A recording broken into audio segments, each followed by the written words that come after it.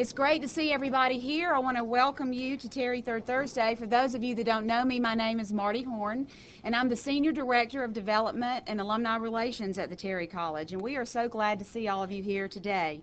We also want to welcome you to this Executive Education Center, which is Terry's home in Atlanta. If you haven't been here and had a tour, we would love to give you one after the program, so if you're interested in that, just see me. I also want to begin by acknowledging our sponsors that are here this morning. Our premier corporate sponsor is Bank of North Georgia, and I believe we have some folks here representing Bank of North Georgia. If they would stand for us so we can express our appreciation to them. Thank you so much. Our other corporate sponsor is Deloitte, and I don't think I've seen Ed Hayes here this morning. Is Ed here? But we certainly do appreciate their support. We also have two media sponsors from the Atlanta Business Chronicle, Cheryl McDonald and Paula Wells. Would you two stand, please? Are you here? Thank you. And from Public Broadcasting Atlanta, Reed Haggard is here. Reed? There he is. Thank you. I want to also quickly let you know that we have more great speaker programs coming up. On June the 21st, Pete, I don't know how to say this, y'all, Sinisgali, is that correct? Thank you, Richard. He is the president and CEO of Manhattan Associates, and he will be here talking about managing a global supply chain. And as we get closer to the fall, we will have UGA alumna Maxine Clark, who is the founder and chairman of Build-A-Bear Workshop. If you all have little kids and you've been in the mall, you might have gone into her places. They have birthday parties where you go in and build these teddy bears. It's a great concept, and she's all over the country. So I think it'll be a real interesting and different program for us. Then in September, we will have Georgia basketball coach Dennis Felton. So I hope you all can come and join us for those programs. And then we're also working on lining up a very special guest speaker. You may have heard that the Terry College now has a new dean. His name is Robert Summercrest. He is currently the dean at the Orzo School of Business at LSU. He will be joining us on July 1, and we are very excited about his coming, and we are hoping that he will be our speaker at the October Terry Third Thursday, so stay tuned. We'll be giving you more information about that soon.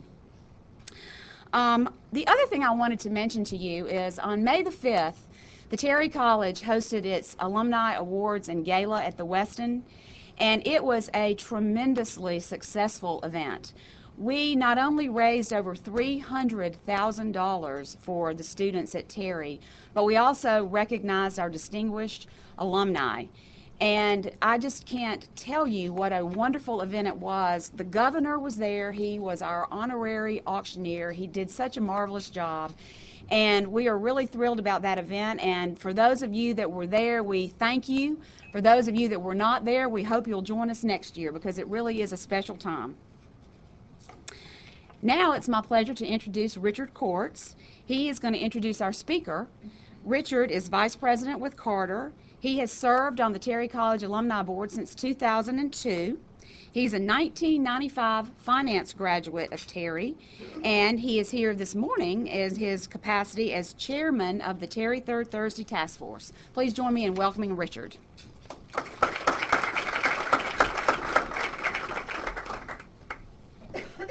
Thank you, Marty. It's my pleasure this morning to introduce our speaker, Steve LaMastra, President and CEO of Raving Brands. Steve's going to tell us a lot more about Raving Brands' fast casual concept. So let me tell you a little bit about Steve. He came to Raving Brands about 2 years ago. Before joining Raving Brands, Steve was a senior executive with Ritz Camera Center in Washington, D.C., where he oversaw much of the corporate strategy of the company, including areas of real estate, legal, human resources, and strategic planning and acquisitions. He does have a little bit of a previous history with Atlanta. He served as Chief Corporate Officer for Wolf Camera, which many of you will remember was purchased by Ritz in 2001, but was headquartered here in Atlanta. Steve is a corporate lawyer by training. He began his career here in Atlanta as a real estate attorney with Austin Bird. He's a graduate of Wake Forest, received his law degree from Vanderbilt. Steve and his wife live here in Atlanta with their three children. Please join me now in welcoming Steve LaMastra.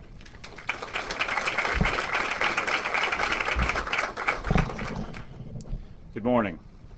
Richard, thank you for the introduction, and I thank all of you for making time for me this morning so I can talk a little bit about our company and some of the things we're doing now and some of the things we've done over the last several years.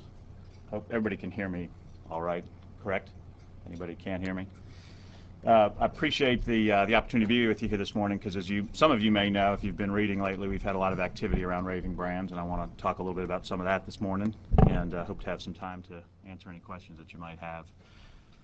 What I thought I would do first is tell you a little bit about about Raving Brands, our company, and sort of take you through just sort of an overview of our company and our concepts and some of the things we do. Some of you may be familiar with those, and some of you may not, but I think it'd be worth it just to walk you through and give you a little bit of history of our company as a foundation for some of the things I want to talk about, and then I'll talk a little bit about more recent history when we're through with that. Raving Brands, as most of you probably do know, is a portfolio company. We're a restaurant concept portfolio company. We currently have 9 concepts in our portfolio. One of those, Moe's Southwest Grill, is under contract to be sold, to be acquired by Focus Brands here in Atlanta. But currently we have 9 concepts. We have over 600 units company-wide. We have 125 or so corporate employees. We've got about 10,000 employees out in our restaurants around the country. We occupy, that number's a little outdated, about 1.2 million square feet of real estate around the United States. And this year we'll break about $500 million in system-wide sales in our enterprise. Those numbers, to give you some sense of scale, are about twice what they were 2 years ago when I arrived. So we have been growing at fairly breakneck speed, as it were. And in fact, when I joined the company in 2005, the company had already been growing rather rapidly. Martin Sprock, who is our founder and chairman, brought me in 2005, asked me to come to Raving Brands to help scale it nationally and build the company for sustainable long-term growth. And at that time, I told him and I told others on the then current management team at the company that I would come and bring a great deal of change, and that in 2 years they would not recognize the company. And it's been about 2 years, and it is safe to say none of us really do recognize the company, and we'll talk a little bit about that in a few minutes. Our first and flagship concept that I always talk about is Moe's Southwest Grill. We have over 350 units today. We're opening about 100 units a year in that concept. It is, as many of you know, the reason for our fairly significant growth and the reason for a lot of our industry credibility. It is a phenomenal concept, one that really has enjoyed 2 great advantages in the marketplace. One, the concept that Martin and others at our company created, frankly, was a brilliant concept. From the model to the food, to the taste profiles, to the consumer experience, it's a compelling experience. It also was created at a time, and not by accident, at a time when its category was literally exploding around it. And so what happened is Moe's came around about 7 or 8 years ago in 2000, at exactly the time when consumer acceptance of this product was moving rapidly toward general acceptance. And when you have a combination of a great concept at a time when a category is growing, what you tend to find is great success. And that's certainly been our experience with Moe's. We've done a number of things, particularly over the last year or two with Moe's, to refine it. But I will tell you that the model is still largely similar to what was really created 7 years ago. And I think that's a testament to the strength of the model. The Moe's consumer experience is dramatically different over the last year or two since we arrived and made some changes, made a lot of changes in the in-store experience, and we're about to roll out a new menu, and I'll talk about that a little bit later, and some other things. So you'll see a dramatically different Moe's as a consumer within the next few months, but I think it harkens back to what it was originally created. I think that speaks to the strength of the concept. And the strength of that concept is what has allowed both that concept and our company to grow around it. Shane's Rib Shack is a concept that we acquired before I arrived at the company. When I arrived at the company, I believe we had 2 units open. Today we've got about 57. I think we just opened our 57th store in the last week or two.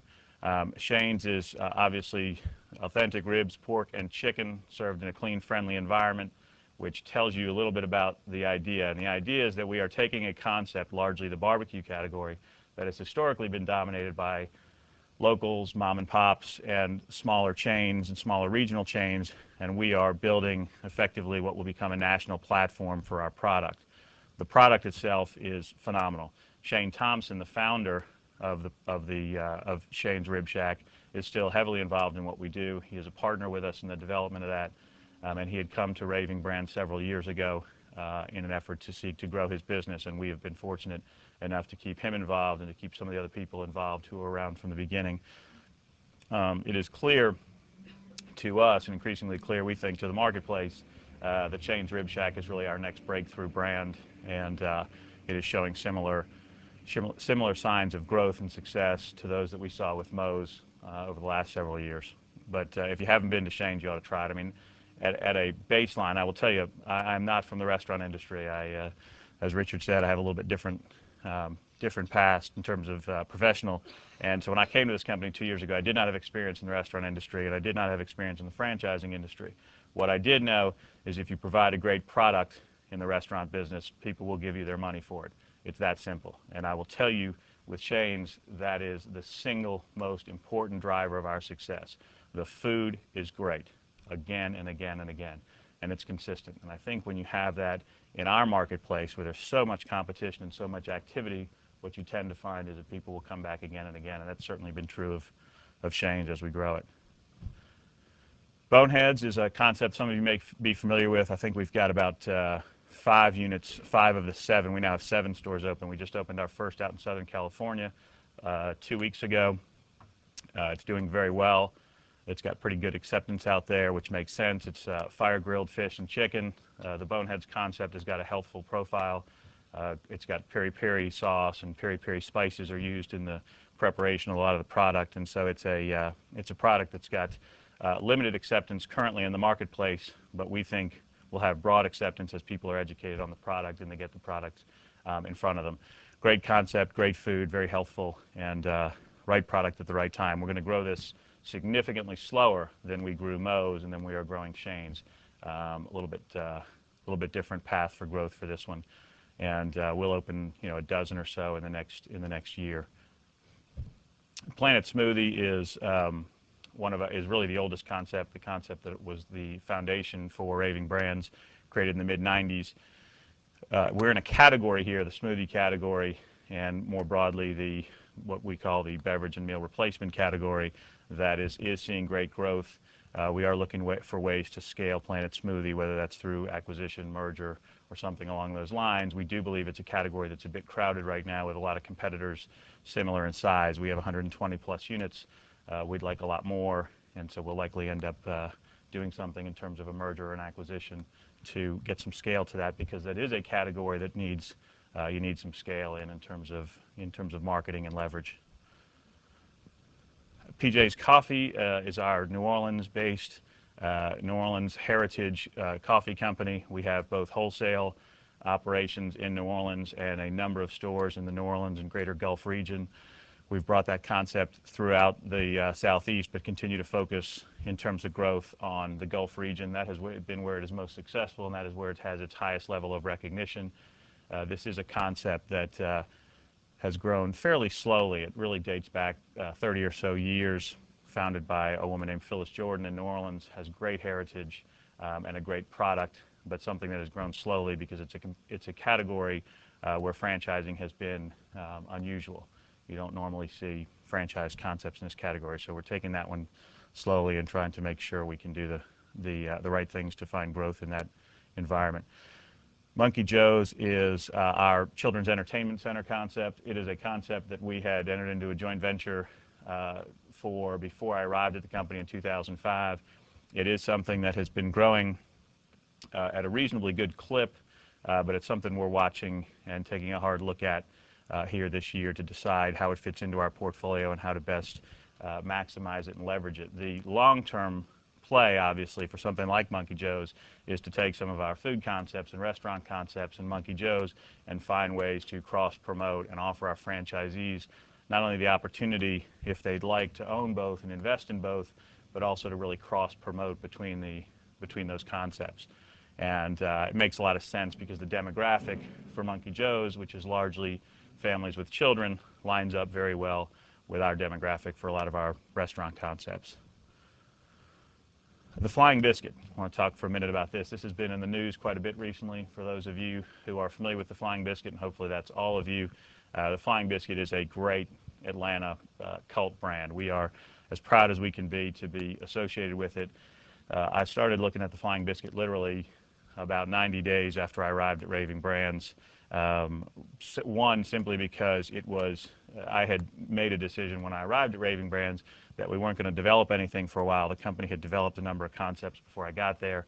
That is not my strength and my chosen path for growth, as it were, but instead I thought we would look for some acquisitions if they made sense. And the one acquisition that was going to make sense for us was an early day part concept. And here in our own backyard, here in Atlanta, with Flying Biscuit, we found one that we think has great consumer appeal. Again, it's got great food. Delia Champion, who created the Flying Biscuit, created it, centered it around the food. The food has been written up in, gourmet magazine and industry publications. It's really popular among the foodie crowd, both here in Atlanta and around the country.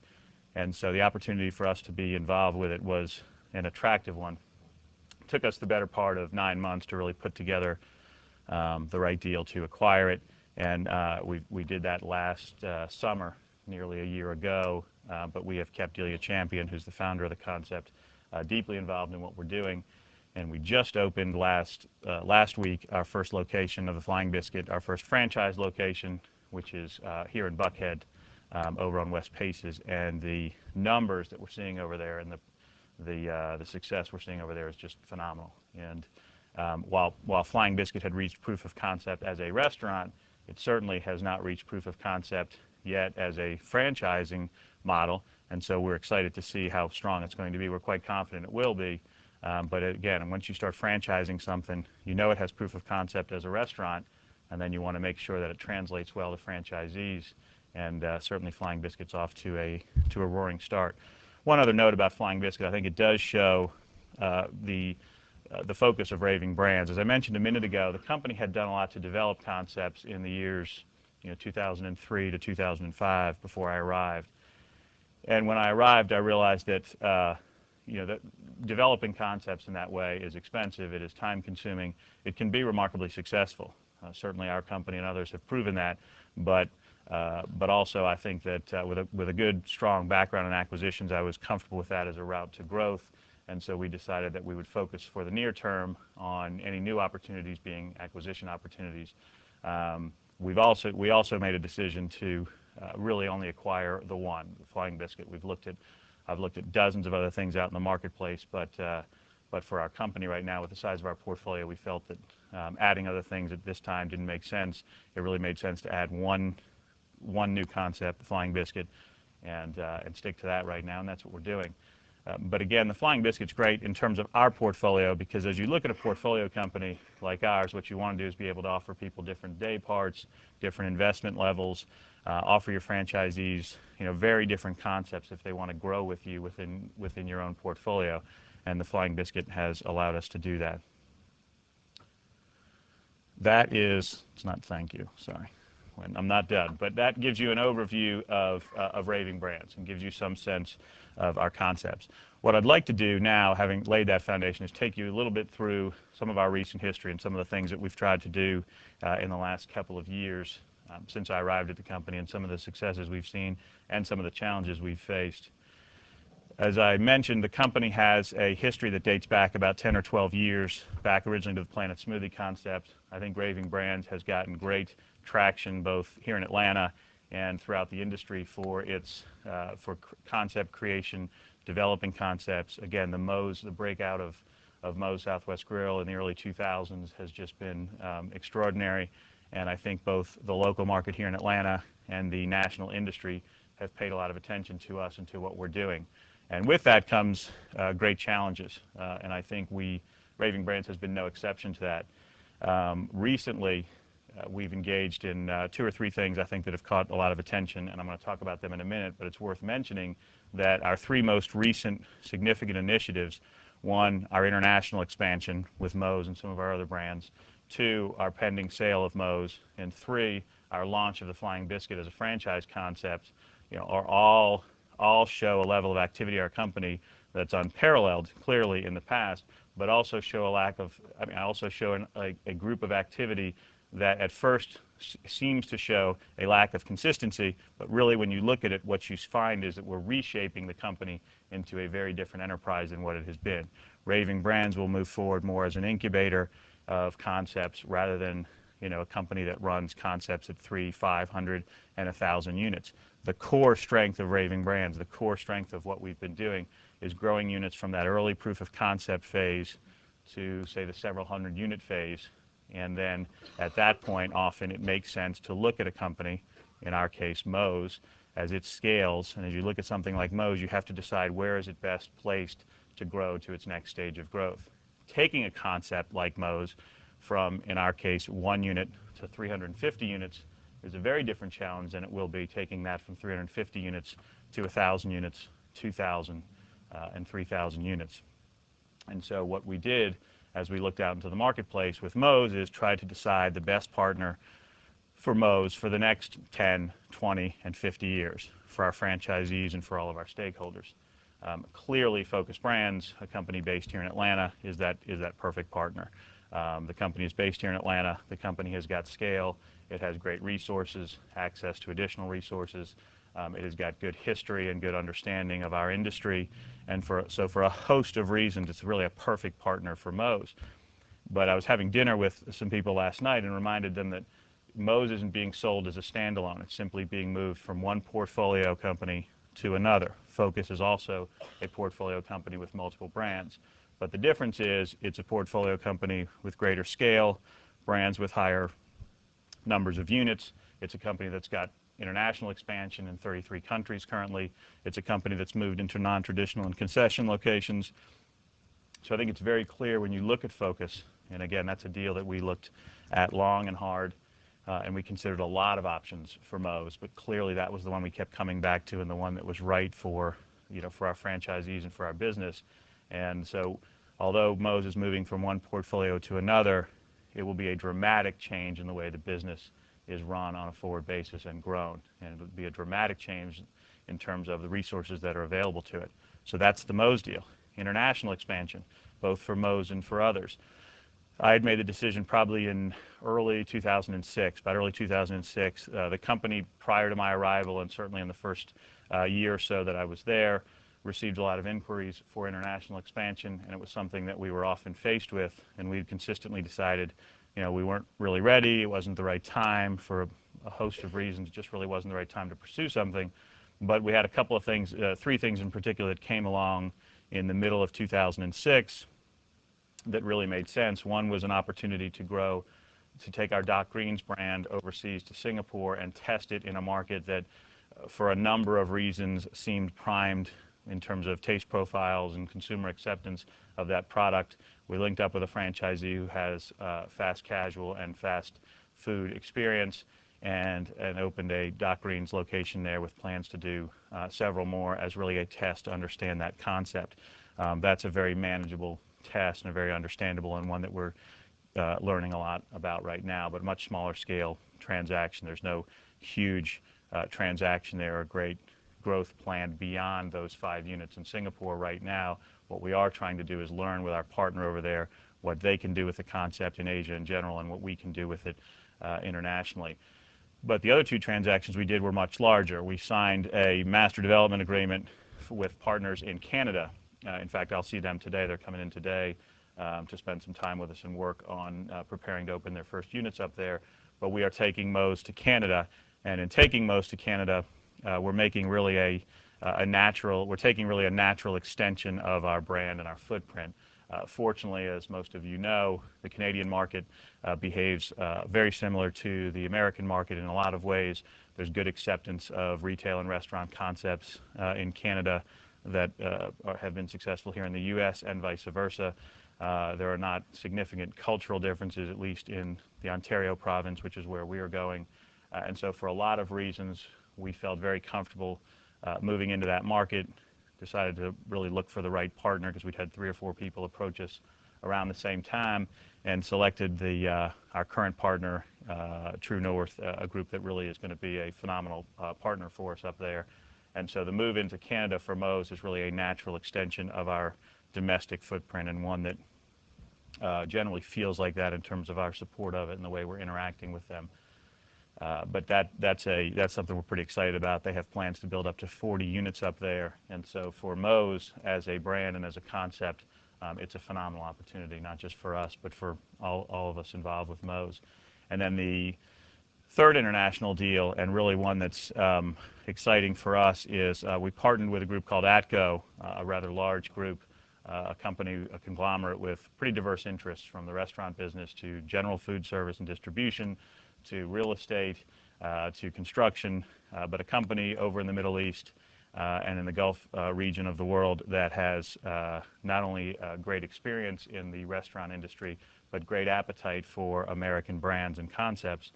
And they came to us in, I guess, probably the summer of 2006, and we started talking to them about bringing a group of our brands. And really, their interest in us was exactly the reason that we expected, and that is we are a portfolio company. It gave them a chance to link up with us, to have a group of brands, and to open a number of brands in what they call clusters over there. They're going to do some in office buildings. They're going to do some in regional malls. They're going to open some traditional locations that we would view as traditional locations in shopping centers. But a lot of what they're going to do is cluster almost in a food court environment, although there'll be separate seating. It's not a food court as we view it, but in a food court environment, they'll have 3 or 4 different concepts together that'll play off each other, attract similar consumers, and really trade those consumers among themselves. And so if they provide 3 or 4 options, they'll get leverage among those concepts.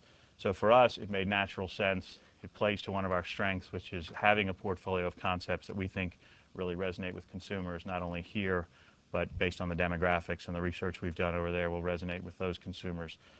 The growth in that region of the world is phenomenal, but as everyone knows, there are cultural, political, and other issues in the Middle East that we have to be mindful of, and we'll be with them in a couple of weeks. They'll be coming in and spending some time with us. And we just sent a team over there a couple of weeks ago to work with them and start to prepare to open for their first units. But it's an exciting opportunity for us, but one that is very different than anything else we've done, and something that has required a high level of attention. So that is our international expansion. And again, what it shows you is that for our concepts, what we're trying to do is make sure we find the right platforms both here domestically and internationally. And one note on that, I recently did an interview where they talked a lot about international growth being a second stage of expansion after you've exhausted your domestic opportunities. It is clear that I don't view it that way, and that's why we're doing what we're doing. I don't view it that way. I think if you can find the right partner and the right opportunity for international expansion, the world is shrinking as a global community at a level that you can make good sense of it. In other words, there's no reason to say we have to build Moe's out into 2,500 or 3,000 units domestically before we ever look at international expansion. We don't think that is a proper strategy, and we don't think that's good business on our part. We do think we'll learn a lot from our international growth, learn a lot from our domestic growth, and apply those learnings in both cases. So again, while at first blush you look at our international growth coupled with our sale of Moe's, and rather than see, what I hope everyone begins to see is rather than those things being disparate actions that don't seem related, they really are. They're, again, a conscious effort to reshape Raving brands into a concept developer and a company that's going to build concepts that resonate with consumers throughout the world. The third item, much more local and much more probably on people's minds here in Atlanta, is our launch of the Flying Biscuit. And again, as I mentioned before, we opened our first unit here in Buckhead. The reception to it has been phenomenal. The food is great. The experience is great. If you haven't been there, you should go. It's over at Northside and West Paces, and it has been, we've partnered with some great people here in Atlanta who are committed to growing the brand. They're already planning for their second unit here in Atlanta, and then a third unit here in Atlanta behind that in the next year or two. And then we've got some other, a couple other Flying Biscuits that we're opening in the rest of this year. I think we'll open 4 units total in 2007. And what that shows, I think what that'll show you and the rest of the marketplace, again, is a couple of things. One is we're taking the Flying Biscuit very slowly. It is a concept that needs to be nurtured both at the franchisee level and from a real estate perspective, and we appreciate that. We know that. We've probably turned down 24 franchisees for Flying Biscuit for every 1 or 2 that we've really entered serious conversations with. And likewise, we've probably looked at 50 pieces of real estate for every couple that we've selected, because we have to be really careful there. And again, what that shows is corporate learning on the part of Raving Brands with respect to, the idea that different concepts take different paths to growth. Moe's is a concept that, look, we're going to add 100 units a year to that. That's a proven model. It's a proven concept. We have a good franchisee base. We've got a lot of prospective franchisees out there. So that's a different growth trend. But Flying Biscuit, as you can see, is a very different concept, and it will take a very different level of attention from us to grow it slowly and carefully. And again, we want to start here in Atlanta. We'll open the first 2 units outside of Atlanta in the next 12 months, one later this year and one early next year, and that'll be a good test for us to see how that concept travels out of Atlanta. Real quick, in terms of some of the challenges that we faced when I arrived at Raving Brands, and let me give you some quick numbers and you'll see the kind of change that we as a company have been through. We have about 120 plus corporate employees here in Atlanta, a little over 120. I think that about 8 of them, I actually did this exercise the other day for another talk, about 8 of them, 7 or 8, are in the same position, either we're both here and in the same position that they're in today when I arrived 2 years ago. So over 90% of our team either wasn't even here or is in a fundamentally different position than they were when I arrived. That is staggering change for an organization to go through. And again, it goes back to what I said 2 years ago when I arrived. We would take the company through change that it hadn't seen before, and we would change the company in such a fashion that you wouldn't recognize it in 2 years. But that's clearly true. That is clearly what we've done. So you've got 100 plus people in our organization who are either new to the organization or new to their jobs. So one of the challenges that I knew we'd face when I arrived was going to be change management, personnel management, and really managing those changes. And one of the best ways we've utilized to accomplish that is we've tried to use a blend, what I call a blend of the old and new. We've taken a lot of the people who were part of the team before, moved them into new positions, but utilized their institutional knowledge and their history and their comfort level with the company and our industry. A lot of those people that were in our company had restaurant experience.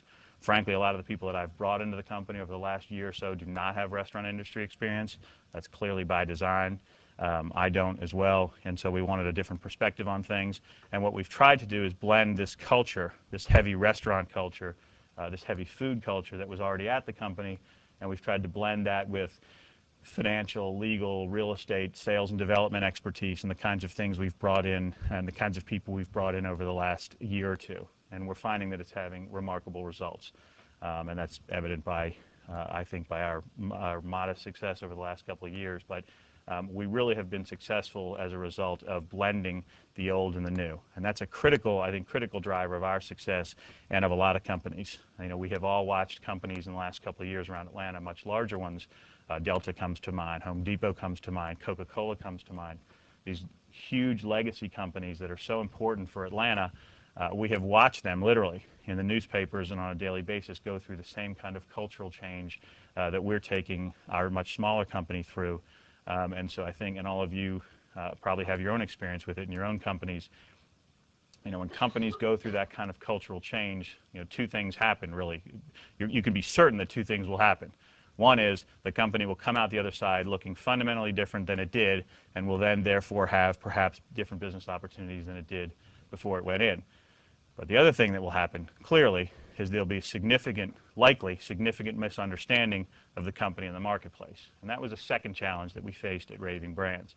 I think even as I stand here today, and even as I gave a talk last week, an industry talk at a pretty significant conference in our industry, and a lot of people came up to me afterwards and just said to me, we didn't know any of that about your company. We didn't know anything that you just talked about Raving Brands. What we knew was probably dated information. It was things that we'd heard a year ago or 3 years ago, and the things you just talked about and the things that y'all are doing and the people you have are very different than what we understood it to be.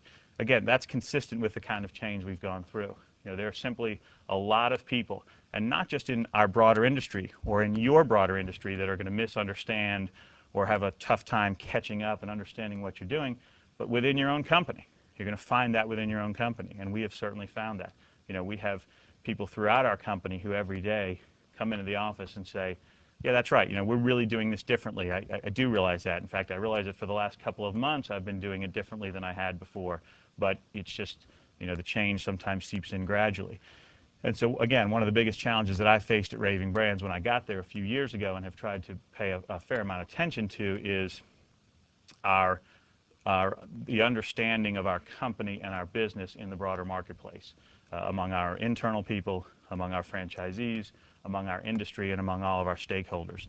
I think we have done last week's experience notwithstanding, I think we've done a good job of telling that story, but we certainly haven't done a good enough job, and we certainly have not told it in enough places and often enough so that people really understand what we're doing. But that's okay. That comes over time. I think with our success and with our presence in the marketplace, over time people will realize what it is that we do and how it is that we do it.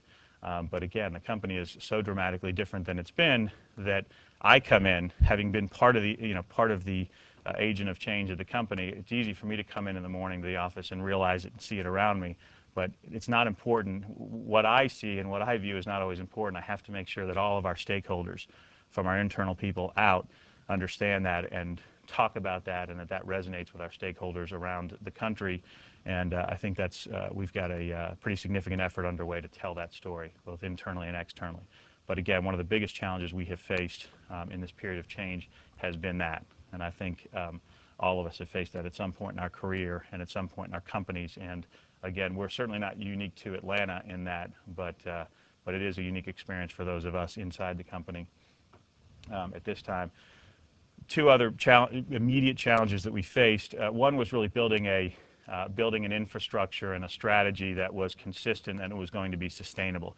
One of the things that was really important when I got to Raving Brands was assessing what we already had, which was some really strong concepts, some really good people, some really great franchisees, some really great initial success in several different concepts. And it was important that we take that, roll that up, consolidate that, and find a very sustainable, simple to understand business and corporate model in terms of infrastructure and moving forward. And we've done that. We've opened corporate offices for a company that used to have people officing out of the back of restaurants.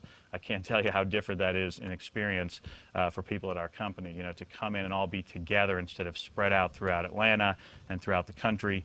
You've got a group of people who really work together on a daily basis, and that has been a dramatic cultural shift. So, everything from opening our corporate office to bringing in this large group of people to bringing in largely a new senior management team, which I have done over the last year or so, to bringing in a new group of franchisees, to re-educating a lot of our existing franchisees. All of the things that we've done have been designed to build infrastructure and to lend themselves to sustainability so that the enterprise, so that Raving Brands can survive whatever changes it goes through and still provide a lot of value to its stakeholders. You sell Moe's, you sell your flagship. What does that mean for Raving Brands? What is left behind at Raving Brands needs to be an energetic, sustainable, successful model, and it will be. Raving Brands without Moe's will still have, by the end of the year, over 300 units of its various concepts. We'll still have a lot of great people, a great corporate team, great stakeholders, good franchisees, and phenomenal growth ahead of it. It'll just look fundamentally different than it did when Moe's was there. But while it looks different, it will still have great path to success and great sustainability. And we've made sure over the last year or two that the company has got really a sustainable success platform at every level.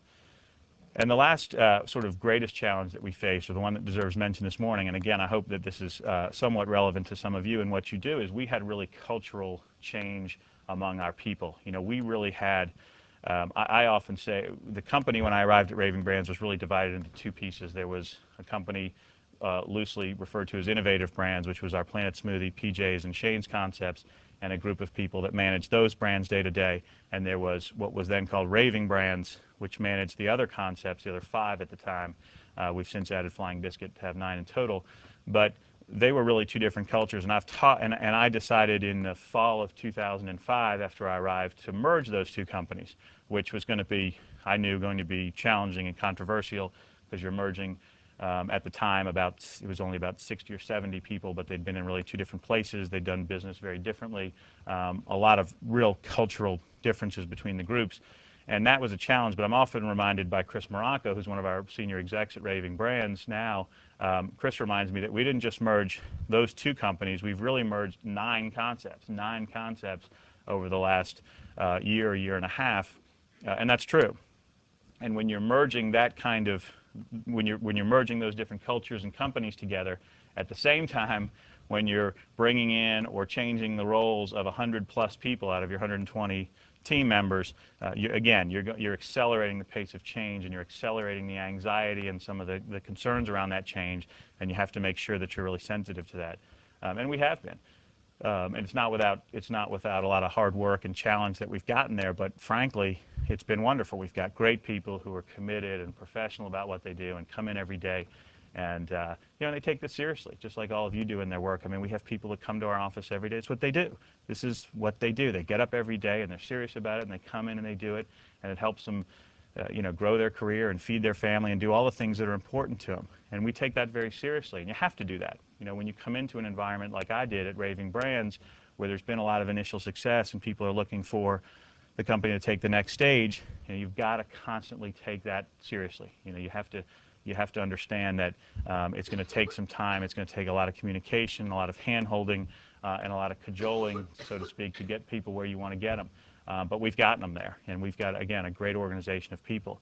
And it's interesting now, the people we've brought in more recently, we bring them into the company, and they come to me and say, this is really a strong culture, this is really a great environment, or this group of people really thinks alike. And I think that group of people that you think thinks alike, 6 months ago or 9 months ago, they couldn't even get in a room together. They couldn't even talk about the same things.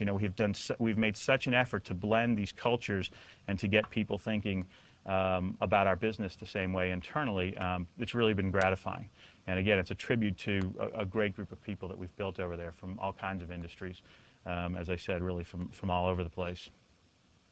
A couple of core values that I just want to talk about this morning, and then I'm going to take some questions, but I want to really talk about some of the things that are core values for us at the company, core values for me, and therefore core values at our company. And there's 5 I just want to mention today because I think they're critical to mention, and they're things that I think have played into our recent success and will clearly play into the future success of Raving Brands and of Mo's focus, and that is strategy. Have a simple strategy. It's going to guide everything that you do, and we have made clear that we have a strategy for Raving Brands.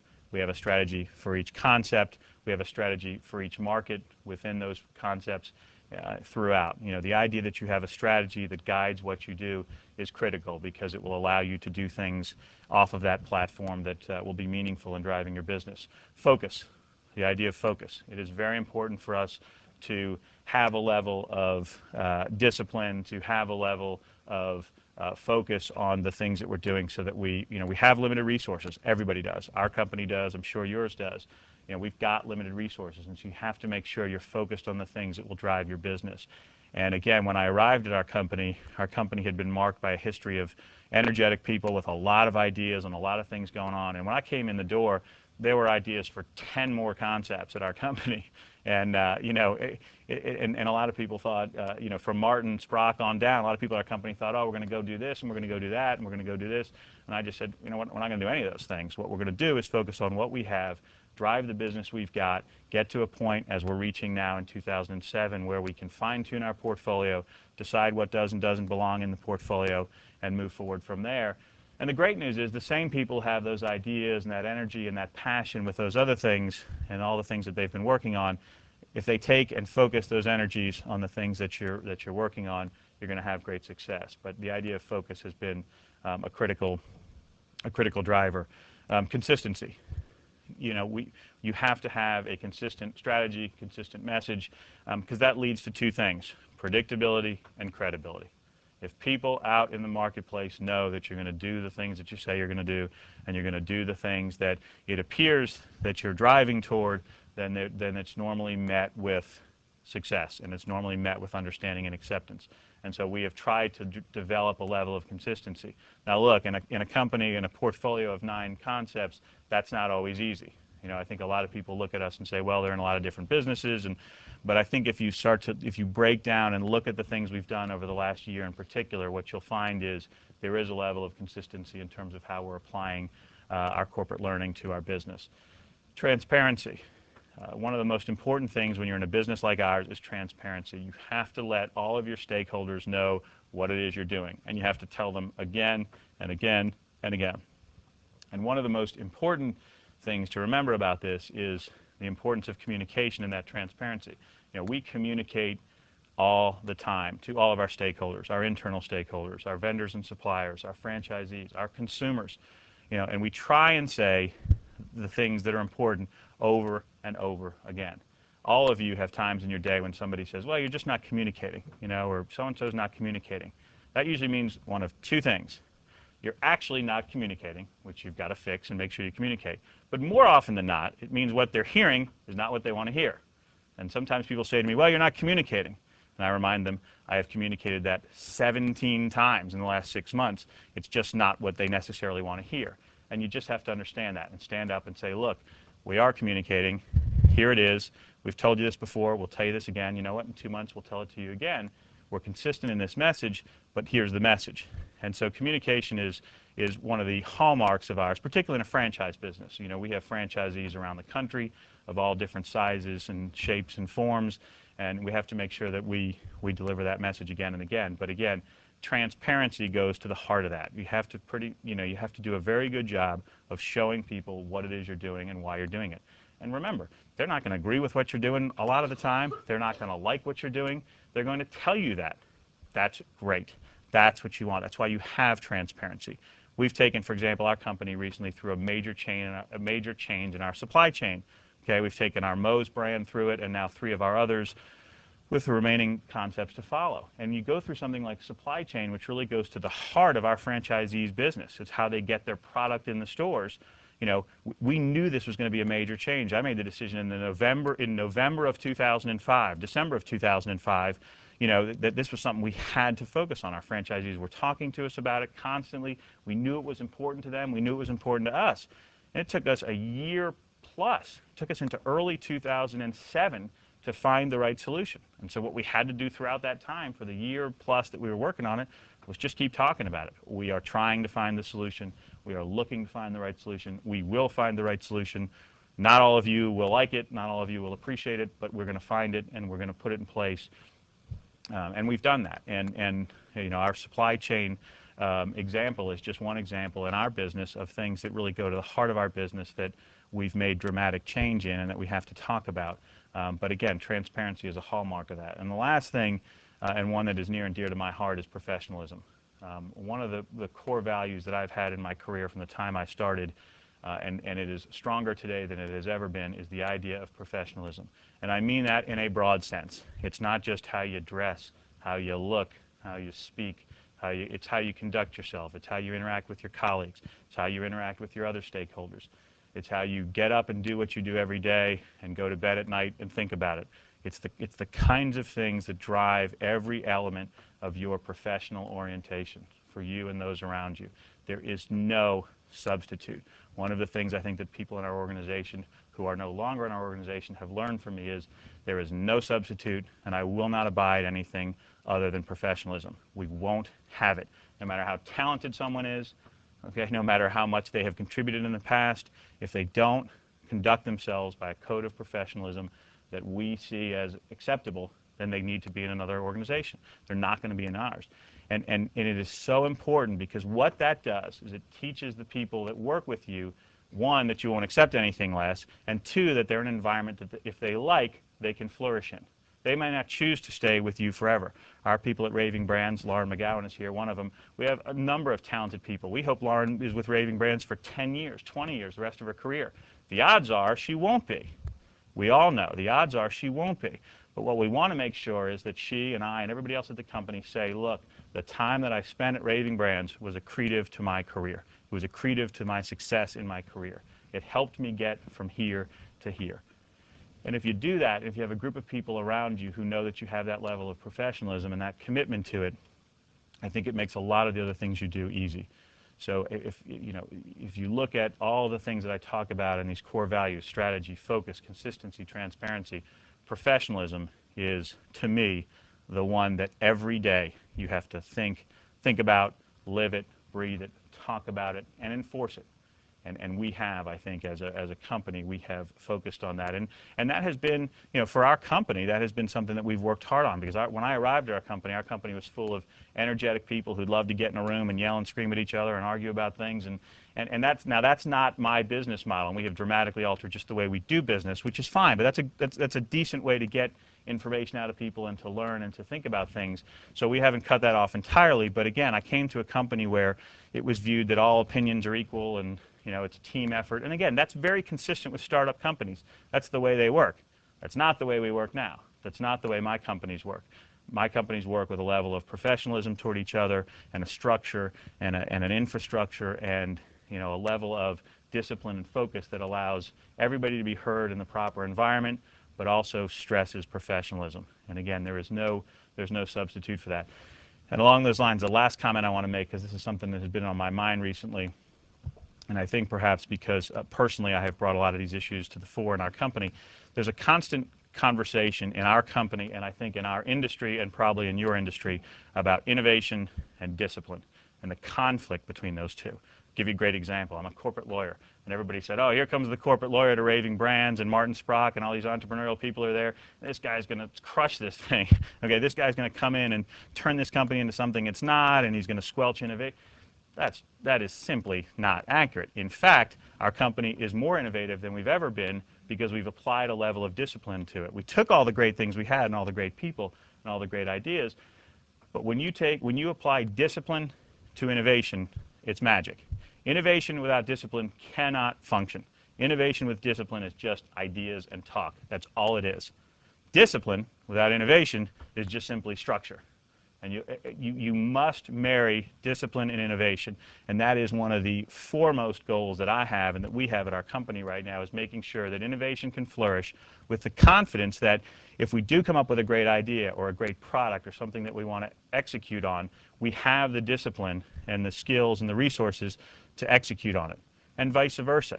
You have to, when people are thinking about discipline and structure, they have to know that the enterprise will continue to move forward no matter how much innovation comes along and how many ideas, that we'll continue to execute on our plan, even as we adapt it. And again, those two have got to be married. For any company to really succeed, you have to marry innovation and discipline. And that has been something that has arisen out of our core values. The more we look at strategy, focus, consistency, transparency, and professionalism, we realize what you're really talking about is marrying an opportunity for innovation with the structure of discipline in our company. And we've certainly seen that. Last thing I wanted to say is I have tried to, and I want to take some, hopefully I can take some questions and answer some questions, but what I've tried to do this morning is give you really two insights into what we do. One is to tell you about the kind of change we've been through, because Raving Brands is an Atlanta company. We're an Atlanta story, and I hope we are somewhat relevant to you as an Atlanta company. And I hope what I've shown you this morning is the kind of change we've gone through as a company and the kinds of things that we have done to get to where we are today. And by extension, that shows you that we've got not only a great future, but we hope a very exciting one for the city of Atlanta. That's one thing I wanted to stress today. And I think the other thing that I really hoped I've shared with you today is some of my and our management philosophy and how it's shaped what we do. If in fact you come out of this morning with a very different impression of our company than you came in with, then I will certainly have accomplished some of what I wanted to accomplish. But primarily, the most important thing I did want to do was to talk about some of the issues that have been important to us in managing this kind of change. And I hope I've accomplished that. But I would love to take some questions if we can do that. As we open the floor for questions, if you could remember to use the microphones. We are videotaping this for our webcast, so just raise your hand and we have some microphones and they'll get passed around. You didn't tell me you were videotaping this. That's I'd have worn a different tie. Not said so many ums. Good morning, sir. Hey. I can see you're a great change champion. When you went into the company, can you describe, you've told us about how you have instilled a new culture and how you innovate. How did you take an analysis of the company and also start to change without making that a process where everyone felt like they were just putting it on paper? It was going to have to be reanalyzed and sorted and keep moving, because it can, as I try to take analysis and then make the decision from that, some people feel it seems that they're going to have to just put in spreadsheets or write things down. How did you work that process to where you're actively growing and changing all at the same time? Yeah, I spent about, when I got to the company, I probably spent the first almost 60 days, 60 to 90 days, literally just talking to people around the company. I would just, like I said, we were spread out, and we had offices in the back of restaurants, and people were hidden. I couldn't even find all of our people at first, and I just went around and talked to everybody I could find and talked to everybody at the company, and I asked them sort of, a handful of simple questions. What is it that the company does well, in your mind? What is it that the company does poorly that we need to improve? And on a personal level, what is it that you do well, and what do you want to do more of and less of? And out of those conversations, some of which lasted 4 and 5 minutes, and some of which lasted several hours, I got a lot of learning about the institution, about the enterprise. It was important to me to learn about all the people. At the time, we only had about half the people we have today on a corporate level, 60 or 70. So I was capable of doing that. Obviously, if you come into a large organization, you don't have that opportunity to talk to everybody. But I think it's always been my approach in my career to just talk to people, just listen to people, and rather than move to spreadsheets and reporting. Now, we moved to that reasonably quickly thereafter, and our management team will tell you we do a lot of that. There's a lot of reporting, a lot of spreadsheets.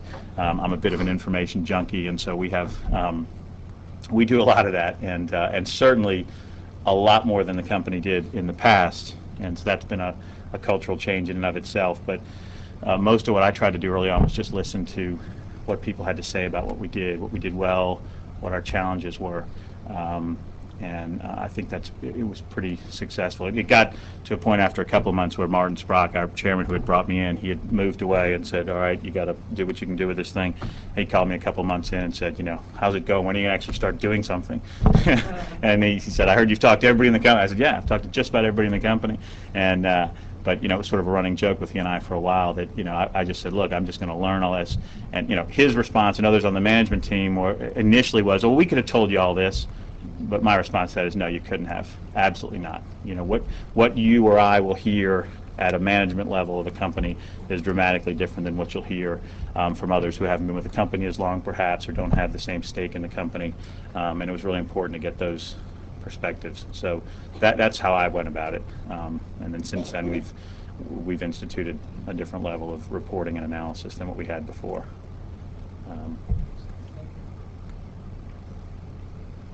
Yes.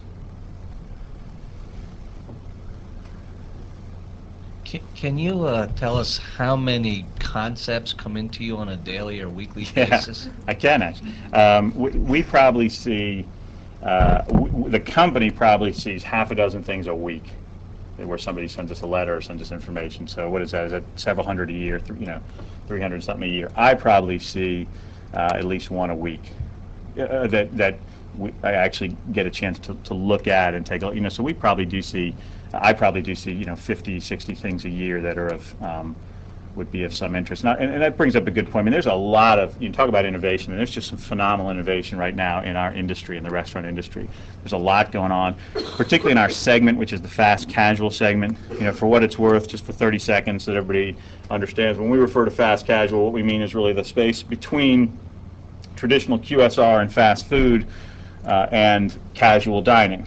Casual dining being distinguished by sit-down service, check averages in, say, the mid-teens, and normally an hour commitment in terms of time.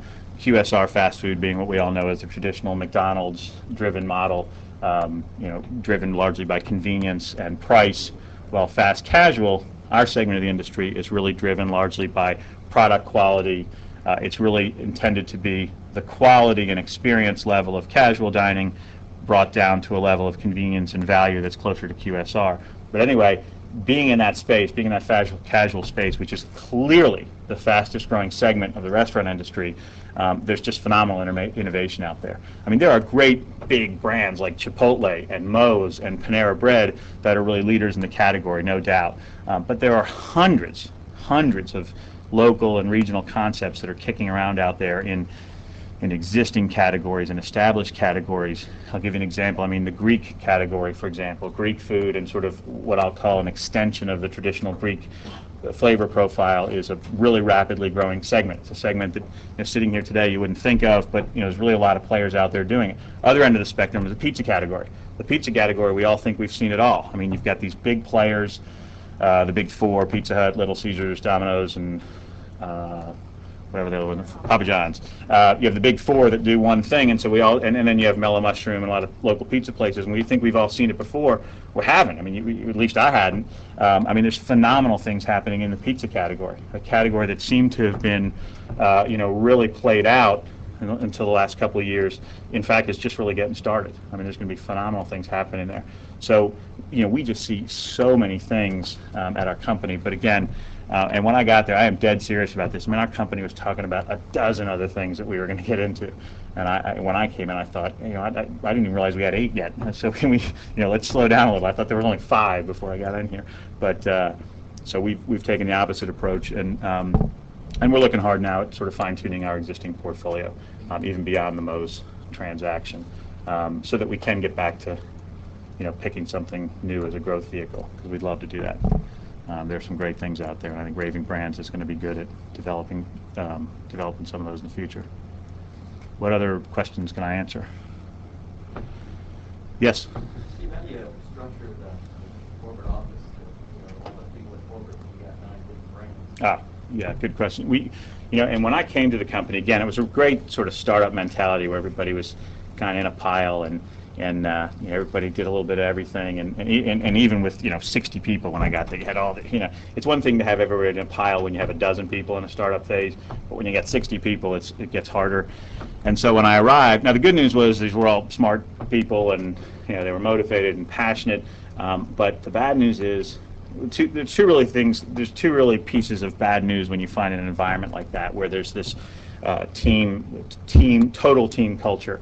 You have really 2 problems with it. The first is that no one really knows what they should be focusing their time on, and that's not fair to anybody, you or me or anybody else.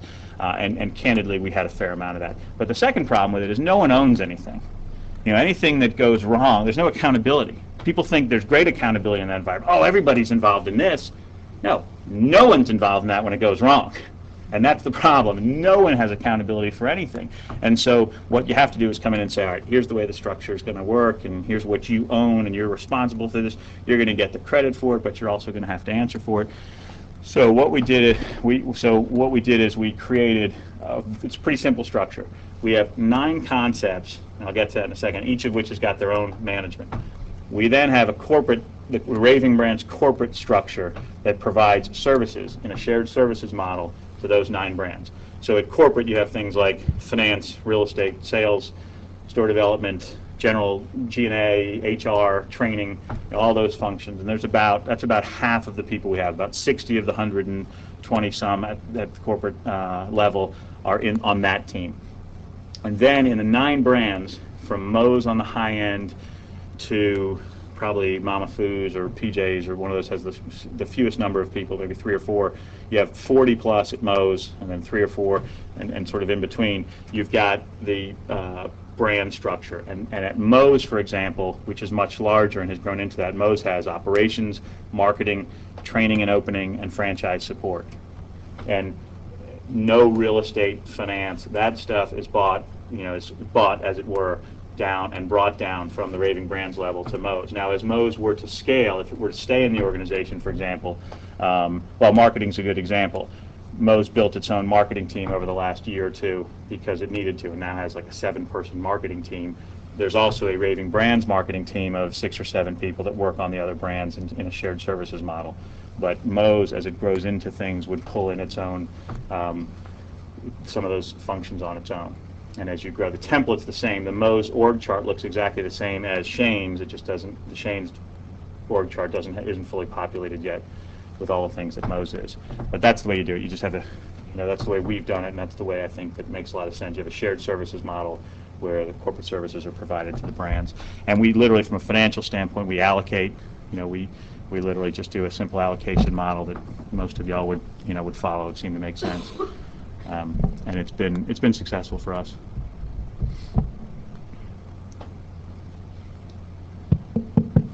Yes? Can you talk to us a little bit more about consumer communications, favorite mediums, how you get that viral word of mouth sparked and Yes. continuing? Yeah, and the viral word of mouth, I think, is the one thing that Raving Brands did as well as anybody I had ever seen as a consumer. I think Raving did a phenomenal job in the early 2000s when I was just a consumer. And before I started talking to the company in late '04, I was only a consumer. I didn't know anything about really the company, the business. I had met Martin and a few of the others in different environments, but I really didn't know much about the company. What I did know is they had great products and a lot of buzz around Moe's and a lot of buzz around Mama Foo's and other things. And I think the company has done really historically a great job with that, our company and others. And what we do is a couple of things. One is we make sure that we still have really a local store orientation to marketing. While we're building Moe's into a nationwide chain, clearly we're in 30 plus states now, and within a couple of years we'll have some national platform for advertising and marketing. Some of our favorite things at that time will likely be what you'd expect them to be: radio, television, and some other things that'll certainly buy significant voice. At the same time, we really focus most of our marketing and promotional efforts at a local level, and that's everything from just simply, being, telling our franchisees, be the mayor of your community, be out in your community, be in the schools and the churches and the other institutions around town. Do door hangers and promotions, and just really get on the ground and get people into your restaurant to try your product. Give your product away. We do a lot of that. All good restaurant chains do a lot of that. Just get people in there to experience your food and your consumer experience. And again, assuming you've got a good one, and we certainly do, we're proud of that. People will come back to you. But right now, our couple of things that we really like, that we're really getting some good resonance on, are with our consumers. Radio does work for us. I think we've had a radio campaign going here in Atlanta that's starting to really kick in. And radio can be compelling. I think outdoor advertising, when used properly, can be pretty compelling. Some of our competitors have done that real well. But really gets back to local store marketing and really viral community marketing. Do caterings, do office caterings. Get in the environment around. Get local families coming in, get involved with the sports teams and the sports fields and the schools and things like that. That's really been the things that have driven our business. When you get much larger, when you're where McDonald's is and Wendy's is and some of the big QSR players, their goal is really buy voice. People come to their restaurants because they know what to expect, and generally they know where they are because they're so ubiquitous and so convenient that they're around. But we're not at that stage yet, and so we have to make sure that our franchisees are really out in their communities. I got a quick question. I'm a frequent patron of many of your franchises. I'm always up for a good home wrecker. Good. But my question is, it seems like from the majority of the ones I've visited are over-the-counter ordering, and I was wondering how you're approaching a restaurant like Flying Biscuit, which the expectations for customer service are quite different when you're ordering over the counter and then sitting down with a waitress or a waiter, and how you're approaching keeping that consistent among your franchises. Yeah, it's a great question, one we've been hearing a lot lately, and one we heard really when we acquired Flying Biscuit last summer. Flying Biscuit is as you say, is a full-service concept, which is different from our traditional fast casual model, and we are finding that it's dramatically different. I mean, there's a much greater focus on your front of the house staff. Let's face it. I mean, that is so much an element of the consumer experience that you have to be mindful of that. And so we're building some new training manuals. We're bringing in some new people. In fact, we're supposed to hire somebody today on Flying Biscuit as one of our as an operations director who comes from a full service background. I recently one of our internal people, I just promoted him to oversee Flying Biscuit among a couple other things. He's got some full service background and still carries a lot of that full service mentality, I think, in what he does. We're trying to adjust to that and to understand that this is a full service concept. But one of the most meaningful ways we can do that is in the franchisees we recruit. And so one of the things we're trying to do with Flying Biscuit is make sure that the franchisees we bring in have got full service experience and or have operating talent that has got full service experience. But in the end, in our model, in a franchise model, they're going to be the most important people to deliver that. But we have to build the tools, and building a training and ops manual, for example, for a full service restaurant, just in terms of heft, is it's this thick as opposed to a fast casual training and ops manual. So it's taken a high level investment too, and that's it costs a lot of money. Developing the Flying Biscuit has cost us a lot more and will cost us a lot more than than our other concepts. But particularly over the last year since we acquired it, we're learning that, and we really learned it the last couple of weeks when we opened this first unit. How important it was to be focused on those things. It's not. The Flying Biscuit is unusual in terms of that platform, but again, we see the same things in the brand: the strength of food, strength of experience. It's a very definable, strong brand, and that we think we can build around as long as we don't ignore the fact that it's full service.